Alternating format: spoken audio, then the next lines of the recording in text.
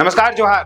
बलियापुर का ग्रामीण जलापूर्ति योजना फेज 1 आज सवालों के घेरे में है। ग्रामीण जलापूर्ति योजना जो फेज 1 है, उनका जो कंपनी ली हुई है वो श्रीराम कंपनी ईपीसी ली हुई है। श्रीराम ईपीसी कंपनी ली हुई है, जिसका संवेदक मदन गोपाल जी है।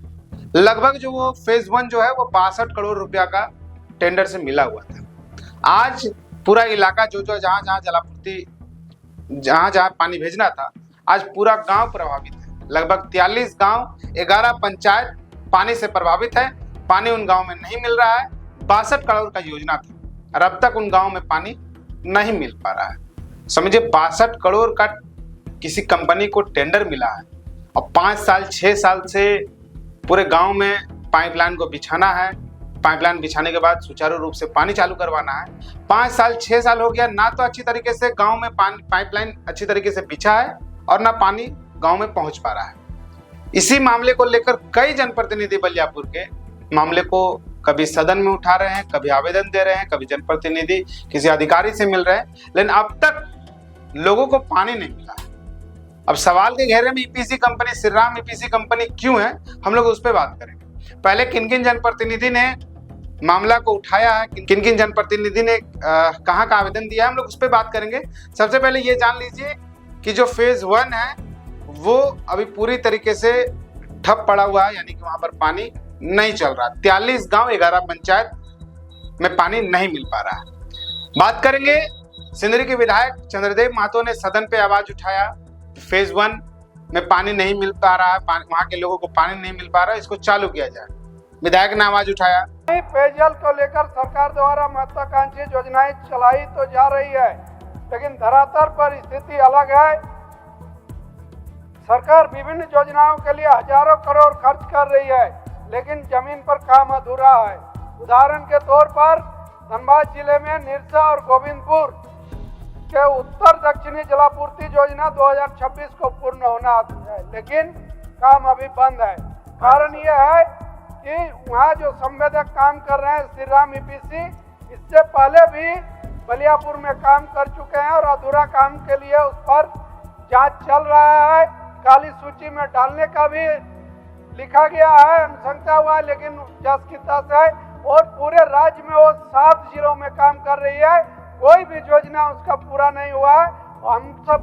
हमको लगता है कि जो महत्वपूर्ण जलापूर्ति योजना है निरसा गोविंदपुर, वो भी समय पर पूरा नहीं लिखा हुआ है। महोदय, वहाँ के जिला परिषद उषा महतो ने भी कई बार आवेदन दिया है कि जलापूर्ति ठप है, पानी चालू कराया जाए। 43 गांव, 11 पंचायत में पानी चालू कराया जाए और जो कंपनी है उनको ब्लैक लिस्टेड कराया जाए। 2024 में ही उषा महतो ने आवेदन दिया था कि जो EPC company, Shriram company EPC जो है, उसको ब्लैक लिस्टेड कराया जाए। इसके बाद बलियापुर के प्रमुख पिंकी देवी ने भी कई बार आवेदन दिया डीसी को। कई बार बैठक की हुई तो उसमें भी कहा गया कि श्रीराम ईपीसी कंपनी लापरवाही, मनमानी कर रही है और इन पर कार्रवाई किया जाए। कल भाजपा नेत्री तारा देवी की बेटी निशी महतो ने भी आवेदन पीएचडी विभाग में दिया और वहां पर भी एक ही बात कहा गया था कि जो ईपीसी कंपनी है, श्रीराम ईपीसी कंपनी है, उसके ऊपर कार्रवाई किया जाए, लोगों को पानी मिले।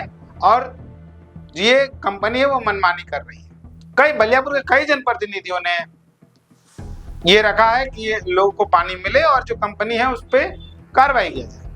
ये जो कंपनी है, जब हम लोग कंपनी के लोगों से बातचीत किया तो कंपनी जो मदन गोपाल है उनसे हम लोग जब बातचीत की तो उनका कहना है कि सरकार हमें पैसा बकाया है।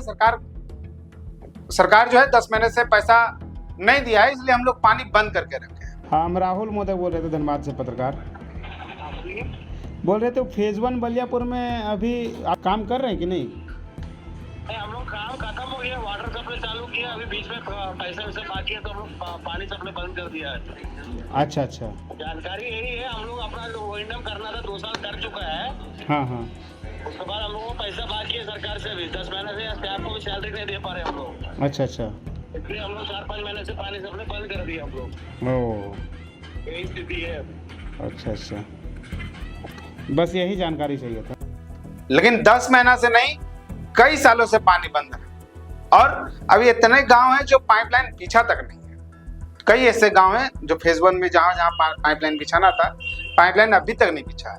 जनप्रतिनिधि बलियापुर के जनप्रतिनिधि प्रयास कर रहे हैं। श्रीराम कंपनी जो है वो शायद ब्लैकलिस्टेड हुआ है, और अगर हुआ है तो निरसा में यही कंपनी के 300 करोड़ का टेंडर मिलता है। अगर ब्लैकलिस्टेड है तो निरसा में 300 करोड़ का टेंडर कैसे? अगर ब्लैकलिस्टेड नहीं हुआ है तो फिर इन इलाकों में जो 62 करोड़ का टेंडर बलियापुर में मिला था, इस गांव में, जितने भी गांव में 43 गांव 11 पंचायत में पानी पहुंचाना था, आखिर इन गांव में पानी क्यों नहीं पहुंच रहा है? सवाल ये है। गर्मी का दिन आने वाला है, पानी की समस्याएं से काफी लोग परेशान रहते हैं, दिक्कत सामना करते हैं पानी का, और इतना बड़ा योजना सरकार का और एक कंपनी पानी को रोक के रखी हुई है एक पैसा के चलते। श्रीराम कंपनी अगर ब्लैकलिस्टेड नहीं हुई है तो ब्लैकलिस्टेड करना चाहिए, क्योंकि अब तक 5 सालों से ना तो काम पूरा हुआ है और ना काम जहां जहां हुआ वहां पानी पहुंचा है। तो blacklisted Shriram company, Shriram EPC company को ब्लैकलिस्टेड करना चाहिए। अगर नहीं हुआ है तो ब्लैकलिस्टेड करना चाहिए। अगर ब्लैकलिस्टेड हो गया है तो निरसा में 300 करोड़ का टेंडर इसी कंपनी को कैसे मिलता है? सोचने वाली बात। इसी कंपनी को सरकार टेंडर देती है और 5 सालों से अभी तक इनको ना तो गांव में पानी सुचारू रूप से चालू हुआ है, और कहीं पर भी पाइपलाइन, कहीं कहीं गांव में पाइपलाइन नहीं बिछा है। लेकिन जनप्रतिनिधि तो प्रयास कर रहे हैं, जो अधिकारी है, जो टेंडर, जो संवेदक है, वो लापरवाही बरत रहे हैं। दर्शक वीडियो को देख रहे हैं, आपको क्या लग रहा है? आप अपना प्रतिक्रिया बताइएगा। आखिर कौन गंभीर नहीं है? संवेदक गंभीर नहीं है, या अधिकारी गंभीर नहीं है, या जनप्रतिनिधि गंभीर? आखिर इतना बड़ा टेंडर, इतना बड़ा रुपया का टेंडर जो लोगों का पैसा से बनना चाहिए था, लोगों का पैसा से बन रहा था, लोगों का पैसा से बन गया है, और अब तक वो पैसा कहां बंदरबाट हुआ है नहीं मालूम। आखिर क्यों इतना रुपया का जो जलापूर्ति योजना जो बनकर तैयार हो गया है और अभी तक लोगों को लाभ नहीं मिल रहा? ये सोचने वाली बात। बाकी आपकी प्रतिक्रिया क्या है कमेंट बॉक्स में बताइएगा, हम आपकी राय जानना चाहते हैं। बाकी मिलते हैं, जोहार।